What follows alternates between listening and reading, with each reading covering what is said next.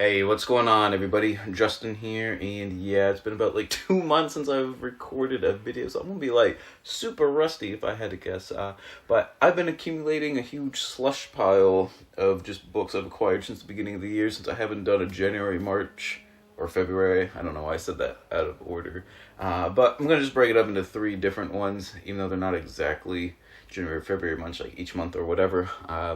But yeah, what's interesting is actually a lot of these are new books, and last time I estimated with my library, it was about 75 to 80% used books to about 20% new books. So it's actually kind of interesting that I have that many new books. But granted, on the next haul video, there was a huge nature sale that I just could not resist. Plus, I had some Christmas book money and stuff like that, a lot of gifts, things like that. So yeah, let's just go ahead and get started. And before we get too far into it, actually, with two of the books that I was sent from publishers earlier this year, I want to ask you guys, leave a comment down below, which of these three books would you like to see a review from me first? I got to start bringing reviews back to the channel. I figure let you guys all decide what's going on, which one you want to see first. First up, we got The War That Made the Roman Empire, Antony, Cleopatra, and Octavian at Actium by Barry Strauss. And as you can tell from the subtitles, all sort of revolving around the civil war between Octavian, later known, probably more well known as Augustus, the Emperor Augustus, and Mark Antony, with kind of like a focus on Actium. A lot of highlights with Cleopatra, stuff like that, kind of going on. And I was sent this from the publisher, so there's that too. And another one that I was sent is Other Lands by Thomas Halliday, A Journey Through Earth's Extinct Worlds. And this is all about different ecosystems and environments that the Earth has had over the, entire history, because over the past zillion years, but over, the past entire history of the Earth. How do I'm trying to describe it without doing like a review of it. But yeah, it's kind of interesting dealing with the flora and fauna of, like I said, different ecosystems, kind of going back through time. Thought it was really cool. And then another one that I've actually had for a while that I need to review is The Arbornaut, A Life Discovering the Eighth Continent in the Trees Above Us by Meg Lohman, who's also known as the real life Lorax. I really love this book. It's all about sort of her professional career, getting into like tree science and things like that, and sort of her personal life as well, dealing with different things. Just really good. So out of the three of those, just let me know which of the three you would like to see first, and a kind of a single book review. Let me know down in the comments below. And like I said, I was sent all three. Actually, I was sent all three of these by publishers or whatever. But these two were sometime in 2022. I can't remember exactly which one each one was. But so I guess I have those two. Pretty much kind of described them there. Next up is probably the most expensive book by far. My friend Tim, who's been on the channel a little bit, I'm going to try and rope him in when he comes back across the Canadian border again. He's doing like he's going for his doctorate degree because, he's just cool like that in English literature and stuff. But he has to do his graduate teaching thing kind of going on. But anyways, he, for Christmas, got me J.R. Tolkien's The Silmarillion here. And I'm going to start collecting all the Harper kind of deluxe editions. So now I have two here. I got, The Nature of Middle-earth, which I also received for Christmas. And now I got the Silmarillion to go with it. So I think that's really cool. I actually haven't read the Silmarillion as an adult. I think I read it way back in like 5th or 6th grade, something like that, a long, long time ago. But like I said, I'm going to try a Tolkien collection up here, maybe. I think that'll be really cool, and it's about time for me to do a reread of the Silmarillion for real. Another gift I got for Christmas was True North, Travels in Arctic Europe by Gavin Francis.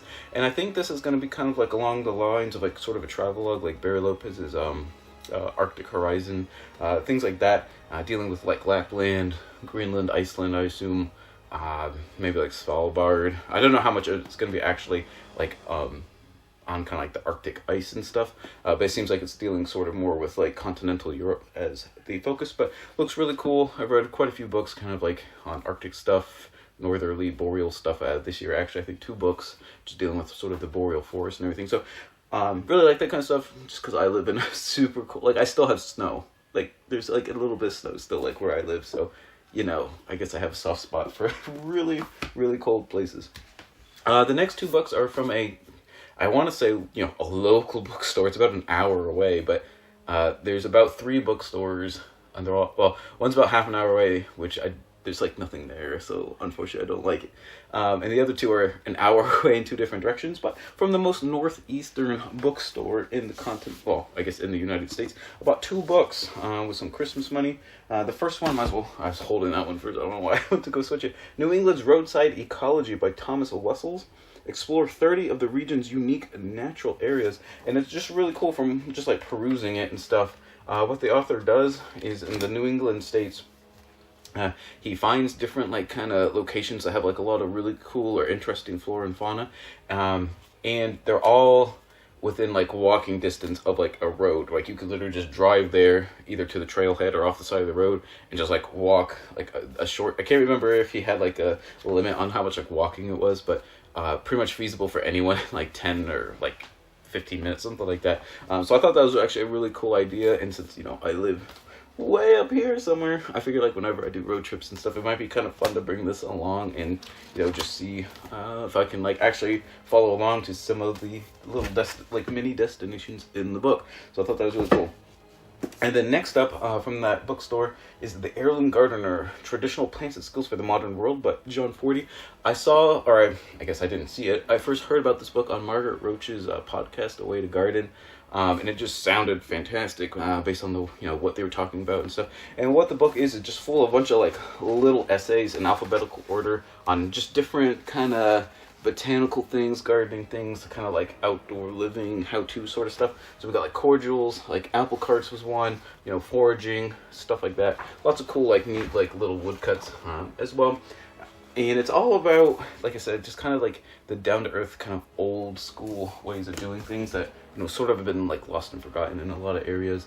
And since I have like, let's see, I think we're gonna have 3 gardens-ish this year. My wife's gonna have like a giant cut flower garden. I have my vegetable garden. Then I might do like kind of a pollinator native plant flower garden thing. We'll see. So I thought this book was just like kind of really cool. Plus the cover, like with its sort of like little like wood plates that are like embossed and stuff, really nice. I've read about a third of it so far. Really enjoying it. Probably will do a review of that one too as well when it's all done. Next up is another autograph book. I'm going to have to start a little autograph book collection down here. And this one is, I don't know anything about it. I just happened to see it like online as an autograph copy, and I think it was only like 12. It was like on sale for half off or something, so it was like $10 or something like that. And it's Jackie Higgins' Sentient, What Animals Reveal About Our Senses. I know absolutely nothing about it, but it had a really cool title. You know, it's about animal senses and kind of just from the subtitle, you know, like what we can learn from how other animals like interpret the world and stuff like that. Plus the cover is just super dope. Richard Dawkins has a little blurb on the back, so, you know, figure it couldn't be like too bad. Plus it's autographed, so I think that's gonna be really cool. It's definitely up there on my like little queue of my TBR. It's not even a TBR pile. I got like shelves of like TBR. And lastly, it's a book I'm probably the most excited about, and it's like one of these books that I'm purposely not reading because I'm waiting for me to be like sad or a rainy day or something like that to get it, because I know I'm gonna like really enjoy it. And I think I had a Better World Books coupon or something, whatever, so it only cost me like $2 to get it or something like that. And it's The Sound of the Sea, Seashells, and the Fate of the Oceans by Cynthia Barnett. When I saw this on like one of my trips to Bar Harbor last year, I saw this in one of the bookstores down there, and I picked it up, you know, and I was like, you know, and I had some other stuff and everything, and I ended up not getting it. And then I was driving home, I was like, yeah, I probably should have just bought it. I don't know why I didn't.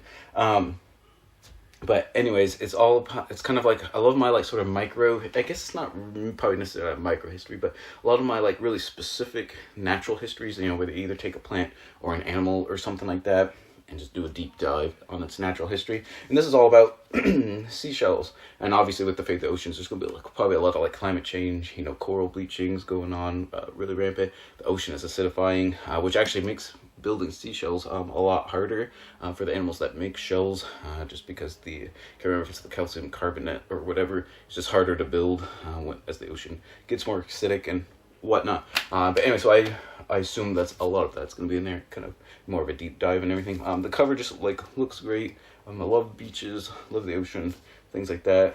Just really looked like a really cool history, because like I said, a lot of time it's like animals or plants per se, whereas this seashells, obviously it's related to animals because shells are created by animals, but you know, dealing with like particular seashells I thought was just a really sort of interesting take.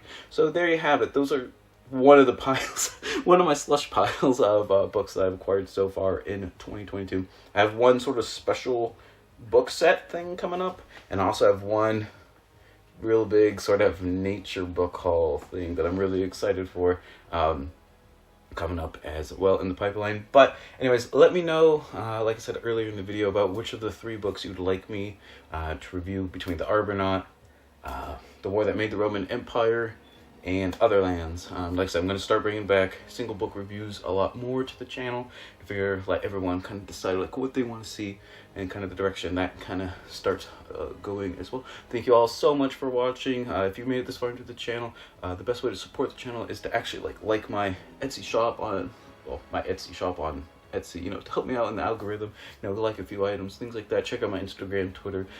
Maybe not Twitter, but I don't even do anything on Twitter. Why do I always plug Twitter? Don't ask me. But anyways, thank you all so much for watching. And whatever you end up reading here in what are we in April 2022? I think my last video was February. But whatever you end up reading in the rest of this month of 2022, always remember, read victoriously.